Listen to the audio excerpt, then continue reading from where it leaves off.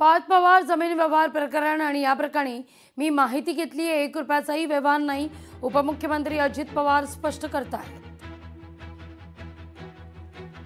मित्रांनो, मला वेगवेगळ्या ठिकाणी टार्गेट केलं जातं। आता ही जी घटना घडायला नको होती ती घडली। मला काही त्याच्याबद्दल माहिती नव्हतं। मी म्हणलं माहिती घेऊन सांगतो। आता काही जण म्हणले एवढी मोठी माहिती दादाला नाही, काही माहिती कशी नाही? अरे बाबा, दादा ही सकाळी 6ला कामाला लागतोय, ते रात्री 10-11ला घरी जातोय, त्याच्यामुळे मला नाही माहिती।